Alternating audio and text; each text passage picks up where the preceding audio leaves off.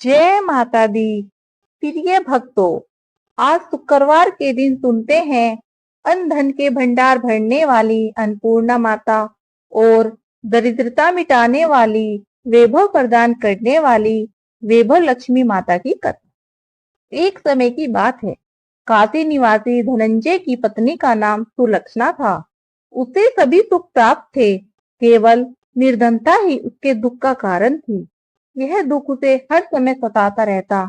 एक दिन सुलक्षणा अपने पति से बोली, हे स्वामी, आप कुछ काम धंधा कीजिए, व्यापार कीजिए, तभी कुछ काम चलेगा। इस प्रकार कब तक हम ऐसे ही रहेंगे?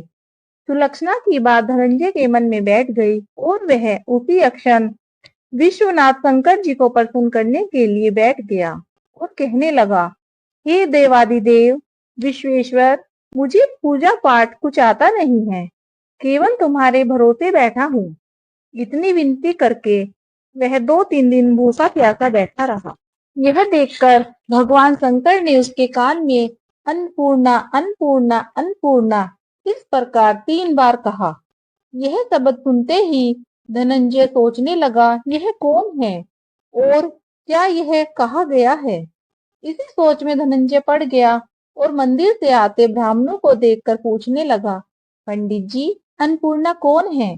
ब्राह्मणों ने सोचा, इसने 2-3 दिन से कुछ खाया नहीं है। तो ब्राह्मणों ने कहा, तू अन्न छोड़कर बैठा है तो तुझे अन्न की ही बात सूझती है। जा, घर जा और जाकर अन्न ग्रहण कर।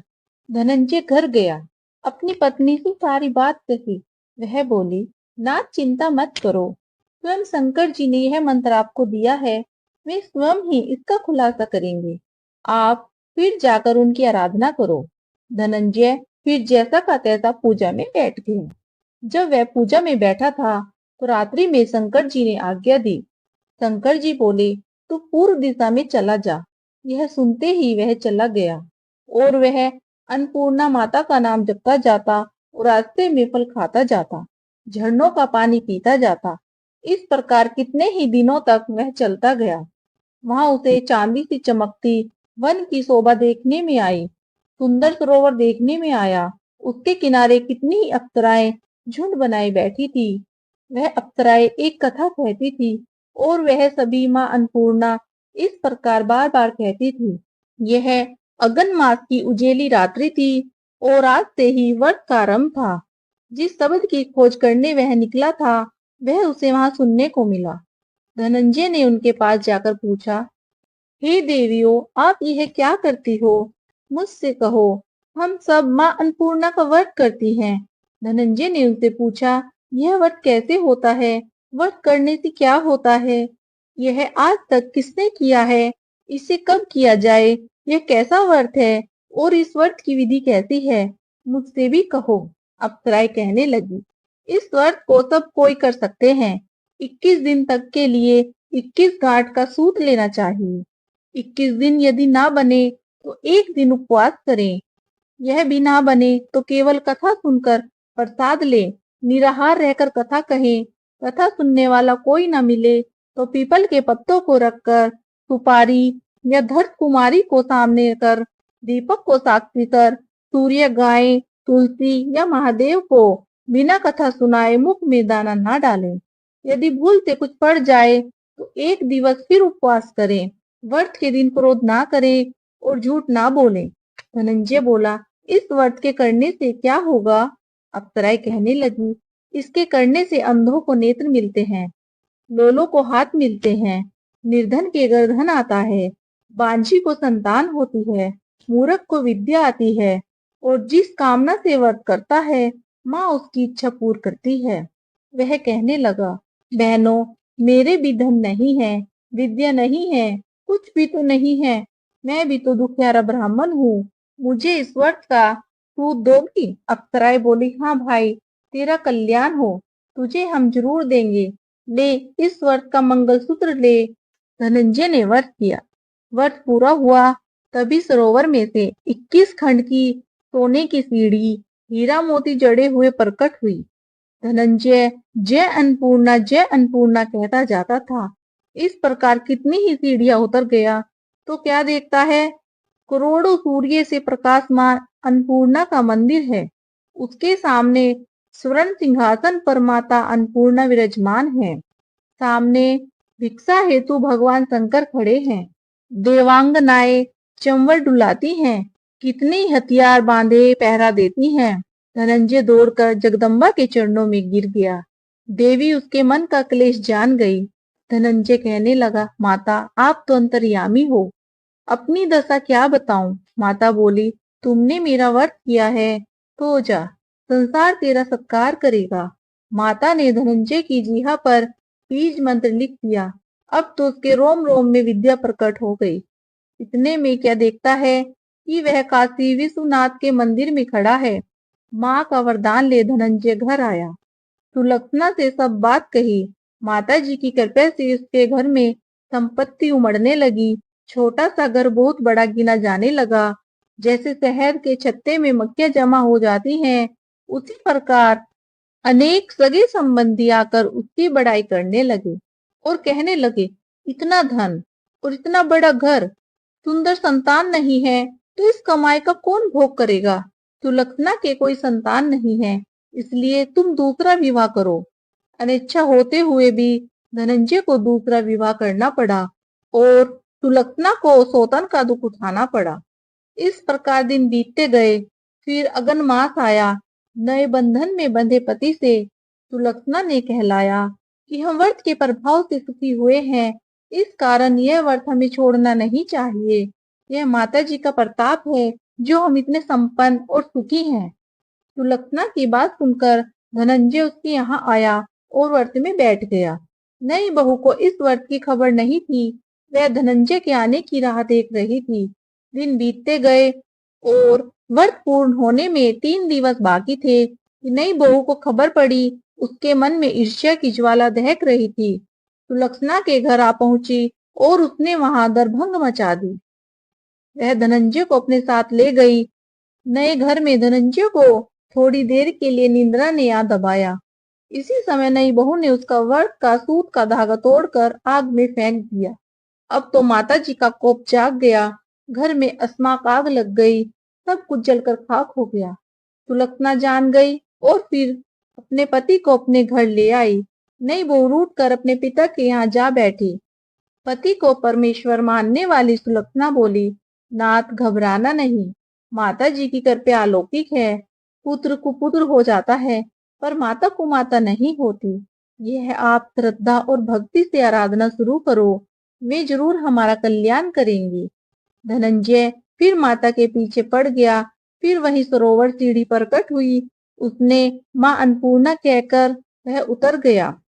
वहां जहां माता जी के चरणों में रुदन करने लगा। माता प्रसन्न हो बोली, यह मेरी स्वर्ण की मूर्ति ले, इसकी पूजा करना, तू फिर सुखी हो जाएगा।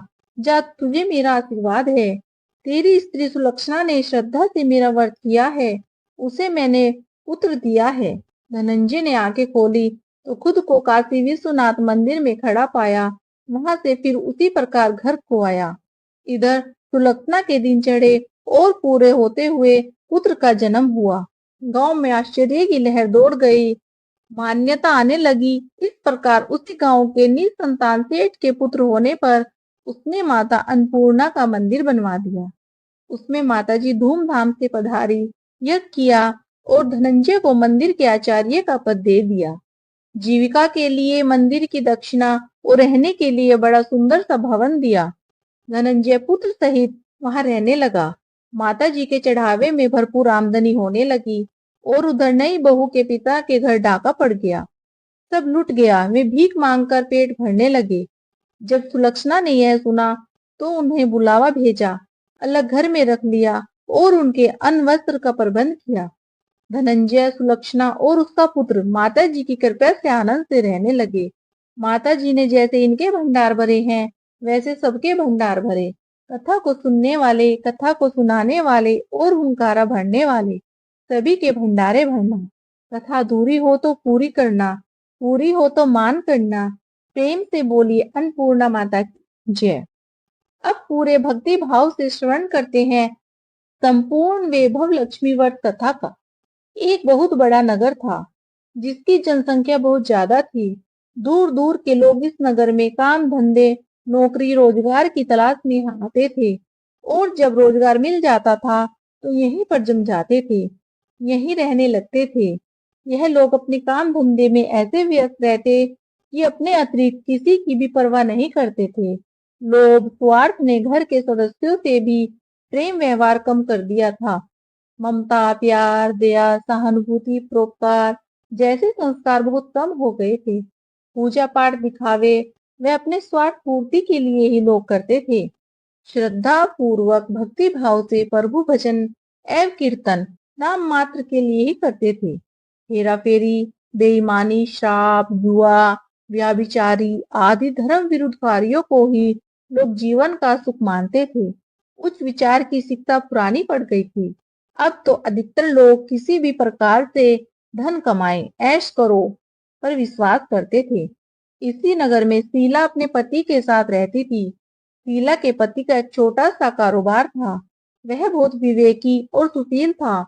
ईमानदारी से अपना कारोबार करता था, जिससे उसका कारोबार ठीक ठाक चल रहा था और आराम से उसका जीवन व्यतीत हो रहा था। शीला धार्मिक प्रवृत्ति की संतोषी स्वभाव की स्त्री थी। वह कभी भी किसी की बुराई नहीं करती थी, यथासंभव दूसरों की सहायता को हमेशा तत्पर रहती थी। घर के कार्यों से बचे समय का सदुपयोग वह प्रभु भजन या कीर्तन करने अथवा धार्मिक या ज्ञानवर्धक पुस्तकें पढ़ने में बिताती थी। वास्तव में उसकी गृहस्थी एक आदर्श गृहस्थी थी। आसपास के अधिकांश लोग उस परिवार की बहुत सराहना करते थे, किंतु कुछ लोग जिन्हें दूसरों की खुशी देखकर जलन होती है, उन्हें सुख संतोष पूर्वक जीवन यापन करते देख मन ही मन जलते थे।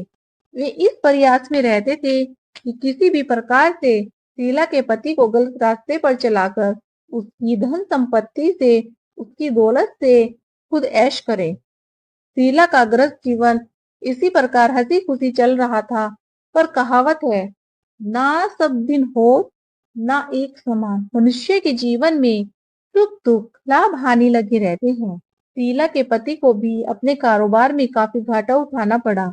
ऐसा लग रहा था जैसे मानो उसके भाग्य ही उससे रूठ गया हो। वह कारोबार में हुए घाटे को जल्दी से जल्दी लाभ में बदलने के चक्कर में गलत रास्तों पर लग गया। गलत लोगों से मित्रता कर बैठा। वह झूठे मित्रों से जल्द ही करोड़पति बनाने का सपना दिखाने लगे और उसे जुआ घुड़दौड़ शराब आदि के कुछ चक्कर में डाल दिया। भला आज तक जुए शराब आदि से कौन धनवान हुआ है जो वह धनवान हो पाता। शीला का पति करोड़पति तो बना नहीं, करोड़पति जरूर बन गया।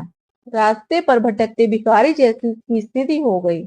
जल्द से जल्द अमीर बनने के लालच में वह घर में थोड़ी बहुत बची हुई धन संपत्ति गहने जेवर आदि सब गवा बैठा। एक ऐसा समय था कि पति पत्नी सुख पूर्वक जीवन व्यतीत कर रहे थे। कुछ ही दिनों में ऐसा समय आ गया कि उन दोनों को भोजन के भी लाले पड़ गए। घर में दरिद्रता भूखमरी का माहौल हो गया। इससे शीला का पति और भी ज्यादा चिड़चिड़ा हो गया। वह बात विवाद पर अपनी पत्नी शीला के साथ गाली गलौज और मारपीट करने लगा। शीला एक सुशील और संस्कारी स्त्री थी। वह पति को अपना सब कुछ समझती थी। पति के ऐसे व्यवहार से वह दुखी तो बहुत थी, लेकिन भगवान पर भरोसा रखकर वह यह सब दुख सहने लगी। वह यह सोचकर सहती रही कि दुख के बाद सुख जरूर आएगा। कहते हैं ना, दुख में ही भगवान याद आते हैं। इसलिए शीला को भी हर समय प्रभु पर भरोसा था और विश्वास था कि भगवान उसे सुख के दिन भी अवश्य दिखाएंगे। आज दुख तो कल सुख जरूर आएगा। एक दिन दोपहर को शीला दुखी हृदय से भगवान को याद कर रही थी।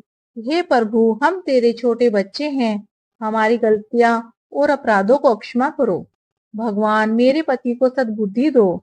अभी वह ऐसा कह ही रही थी कि अचानक किसी ने उसके दरवाजे पर दस्तक दी। शीला मन में सोचने लगी, इस समय मुझ गरीब के घर कौन आ सकता है। जितने भी मेरे सगे संबंधी यार दोस्त थे वो तो पहले ही हमसे किनारा कर बैठे हैं। यह सोचते सोचते वह दरवाजा खोलने चली गई और जब उसने दरवाजा खोला तो देखा सामने एक वृद्ध महिला खड़ी थी। शरीर पर झुर्रियां थी, किंतु चेहरे से अलौकिक तेज टपक रहा था। उनकी आंखों से करुणा और प्यार का मानो अमृत बह रहा था। शीला उस वृद्ध महिला को पहचानती तो नहीं थी, फिर भी आदर के साथ उन्हें अपने घर के अंदर ले आई। उनके घर में बैठाने के लिए आसन तक नहीं था, इसलिए संकुचाते हुए शीला ने एक फटी हुई चादर बिछाकर उन्हें बैठने को कहा। वृद्धा महिला उस चादर पर आराम से बैठ गई। वृद्ध महिला को देखकर शीला के मन को कुछ शांति महसूस हुई। वृद्धा ने उससे पूछा, शीला, मुझे पहचानती हो या नहीं? शीला बोली, माँ जी, आपको देखते ही कुछ अपनापन तो महसूस हुआ। मुझे ऐसा लगता है जैसे आप मेरे बहुत नजदीकी हो। आपको देखकर मेरा रोम रोम खिल उठा है, जैसा अक्सर किसी खास परिचित अर्थात किसी अपने खास रिश्तेदार से मिलने पर होता है। लेकिन मुझे कुछ याद नहीं आ रहा है कि मैंने आपको कहाँ देखा था। वृद्धा ने अपनापन दिखाते हुए कहा, क्यों इतनी जल्दी भूल गई? अभी कुछ दिन पहले ही तो लक्ष्मी जी के मंदिर में आई थी, और मंदिर में आकर शुक्रवार को भजन कीर्तन किया था तुमने। मैं भी उसमें जाया करती थी। हर शुक्रवार को मैं तुमसे वहां मिलती थी। जब से शीला का पति गलत लोगों की संगति में बैठकर घर लुटाने लगा था, तब से शीला बाहर निकलने में शर्म महसूस करने लगी थी। इसलिए उसने मंदिर भी जाना बंद कर दिया था। शीला ने याद करने की कोशिश की कि वह कब उस बुढ़िया माँ से मिली थी, परंतु उसको कुछ भी याद नहीं आया। तभी वृद्ध महिला बोली, बेटी, तू मंदिर में कितने मधुर भजन गाती थी। बहुत दिन से तू वहां नहीं आई। मैंने सोचा चलो चलकर तुम्हें देखती हूँ, कहीं तुम बीमार तो नहीं हो। यही सोचकर मैं यहाँ चली आई। वृद्धा के ममता भरे वचनों को सुनकर शीला का हृदय भर आया। उसने अपने आंसुओं को रोकने की कोशिश की, परंतु वह असफल रही और फूट फूट कर रोने लगी। यह देखकर वह बुढ़िया माई उसके पास आई, फिर उसके सिर पर प्यार भरा हाथ फेंक कर उसे सांत्वना देने लगी। वृद्ध महिला बोली, बेटी, जीवन में सुख और दुख तो आते ही रहते हैं। हमेशा सुख या हमेशा दुख कभी भी किसी पर नहीं रहता, अतः दुखों से घबराना नहीं चाहिए। शीला बोली, माँ जी, मैं थोड़े दुख में कभी नहीं घबराई, किंतु अब सहा नहीं जाता। ऐसा कहते कहते वो फिर से रोने लगी। वृद्ध महिला ने फिर से सांत्वना देती हुई बोली, धैर्य रखो बेटी, और अपनी व्यथा मुझे बताओ। तुझे क्या दुख खाए जा रहा है, इस प्रकार बताने से तेरा मन भी थोड़ा हल्का हो जाएगा, और मुझसे जो हो सकेगा तो मैं तेरे दुख दूर करने का उपाय भी तुझे बता दूंगी। वृद्ध महिला की बात सुनकर शीला के मन को बहुत राहत मिली। उसने बुढ़िया माँ को अपनी दुख भरी कथा सुनानी शुरू कर दी। वह बोली, माँ जी, पहले मेरे परिवार में बहुत सुख शांति थी। मेरे पति बहुत मेहनती, ईमानदार और सुशील थे। भगवान की कृपा से मेरे घर में खुशियां ही खुशियां थी।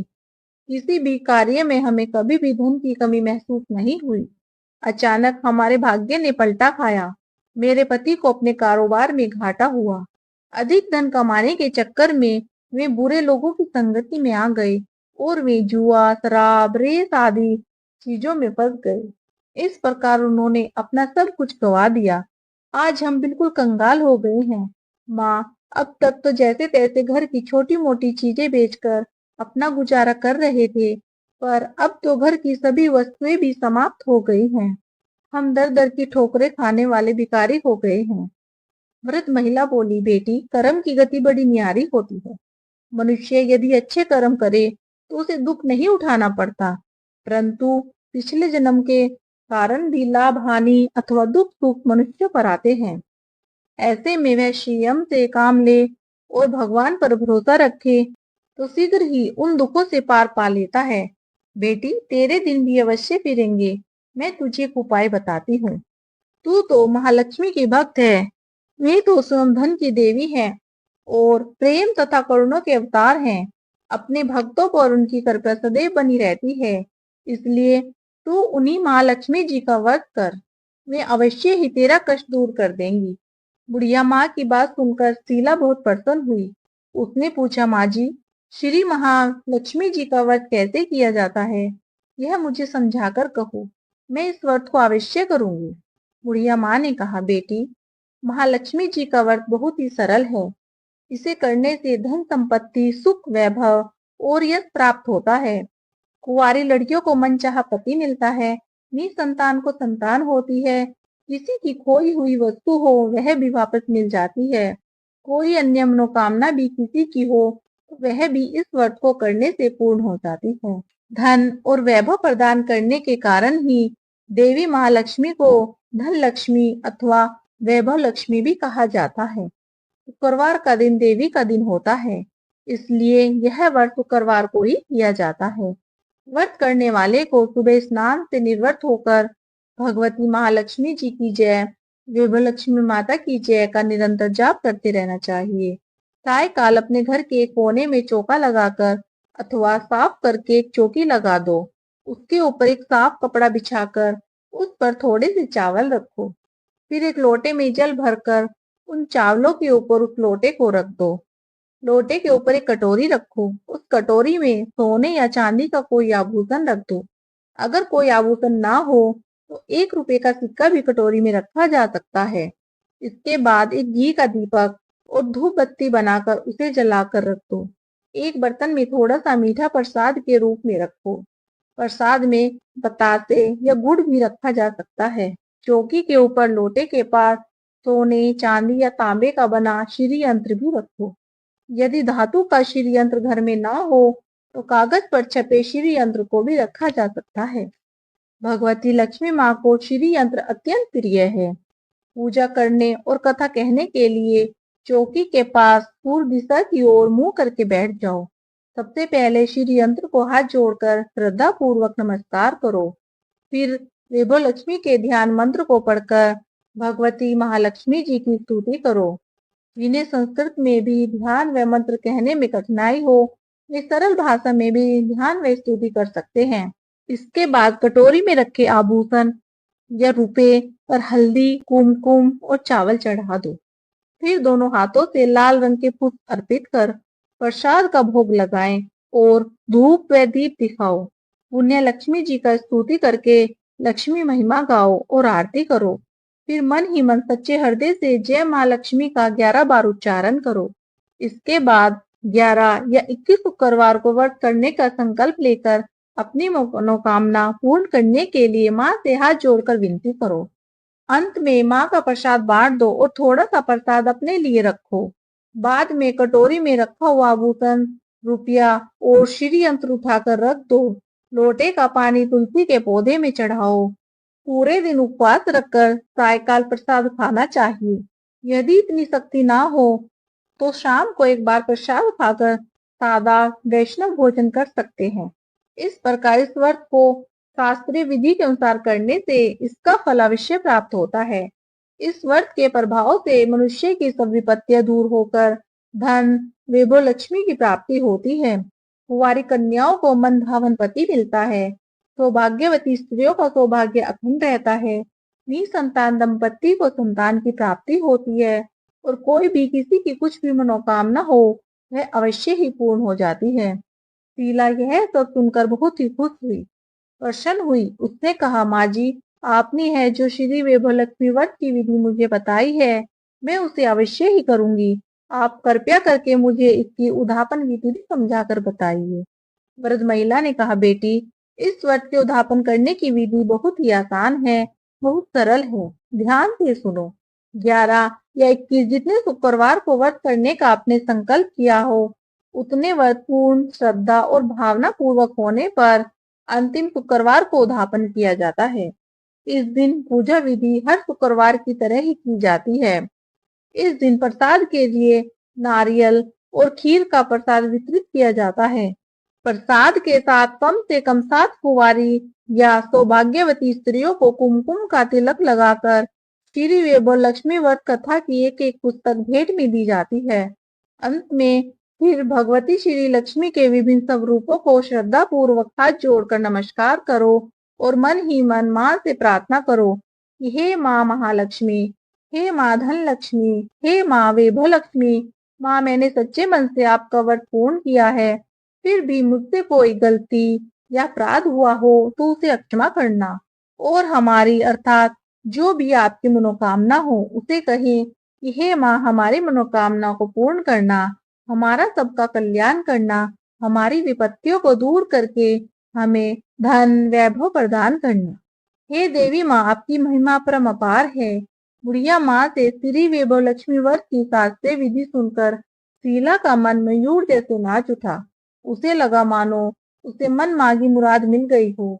उसने तत्काल ही अपनी आंखें बंद करके मन ही मन संकल्प किया, हे वैभव लक्ष्मी माँ, मैं आपका 21 शुक्रवार तक बुढ़िया माँ द्वारा बताई गई शास्त्रीय विधि के अनुसार व्रत और उद्यापन करूंगी। इस प्रकार संकल्प करके जैसे ही शीला ने आंखें खोली तो वृद्ध माँ को कमरे में नहीं पाया। उसने घर के बाहर आकर देखा, किंतु वहां भी उसे कहीं माँ जी दिखाई न दी। उसे बहुत आश्चर्य हुआ कि इतनी ही थोड़ी देर में माँ जी कहाँ गायब हो गई। वास्तव में वे साक्षात भगवती महालक्ष्मी थी, जो अपने भक्त शीला को रद्दा का वेश कर रास्ता दिखाने आई थी। अगले ही दिन शुक्रवार का दिन था। शीला सुबह नहा धोकर मन ही मन जय माँ लक्ष्मी का जाप करने लगी। सायकाल वह वैभव लक्ष्मी माँ की पूजा करने बैठ गई। घर में कोई आभूषण तो था नहीं। आभूषण के नाम पर उसकी नाक की एकमात्र लौंग बची थी। उसने वही निकालकर धोकर कटोरी में रखी। घर में थोड़ी शक्कर रखी थी, उसका प्रसाद बनाया और फिर बुढ़िया माँ के द्वारा बताई गई विधि के द्वारा वैभव लक्ष्मी माता का पूजन किया। पूजन के पश्चात उसने प्रसाद अपने पति तथा अन्य लोगों को वितरित किया। अंत में स्वयं भी प्रसाद ग्रहण किया। श्री वैभव लक्ष्मी माँ का प्रसाद खाते ही शीला के पति के स्वभाव में परिवर्तन आने लगा। उसके पति का चिड़चिड़ापन भी कम होने लगा और उसका मन कुटैबों से दूर होकर कारोबार में, जो पहले बिल्कुल ठप हो गया था, फिर से जमने लगा। 21वें शुक्रवार को शीला ने बुढ़िया माँ द्वारा बताई गई शास्त्रीय विधि के अनुसार उद्यापन किया और 11 स्त्रियों को श्री वैभव लक्ष्मी व्रत की पुस्तकें भेंट में दी। फिर भगवती महालक्ष्मी के वैभव लक्ष्मी स्वरूप को मन ही मन प्रणाम कर प्रार्थना की कि हे माँ वैभव लक्ष्मी माँ, मैंने आपके व्रत की जो मनौती मांगी थी वह आज पूर्ण हुई है। हे माँ, हमारे कष्टों को दूर करना, हमारा कल्याण करो। जाने अनजाने में यदि हमसे कोई पाप अपराध हुआ है उसे क्षमा करना। माँ, हमें धन संपत्ति और वैभव प्रदान करना, हमें सद्बुद्धि देना। हे माँ, आपकी महिमा परम अपार है, आपकी सदा ही जय हो। इस प्रकार वह संपूर्ण होने के बाद कुछ ही दिनों में शीला के पति के कारोबार में अच्छा लाभ होने लगा। उसने शीला को उसके जेवर वापस दिला दिए और घर में पहले जैसी सुख शांति आ गई। श्री वैभवलक्ष्मी माँ के प्रताप को देखकर अन्य बहुत सी औरतें भी उनका विधि पूर्वक व्रत करने लगी और मन भावन फल प्राप्त किया। हे महालक्ष्मी, हे माँ वैभवलक्ष्मी माँ, जैसे आपने शीला पर कृपया की है वैसे ही अपने अन्य भक्तों पर भी कृपया करना। हे माँ, कथा को सुनने वाले, सुनाने वाले और हुंकारा भरने वाले सभी पर अपनी कृपया बनाए रखना। बोलो श्री वैभव लक्ष्मी माता की जय। हे प्रिय भक्तों, यह थी आज की कथा। उम्मीद है आप सभी भक्तों ने पूरे भक्ति भाव और प्रसन्नचित मन से कथा का पूरा आनंद लिया होगा। कथा पसंद आए तो लाइक कीजिए और हमारे चैनल को सब्सक्राइब कीजिए। जय माता दी।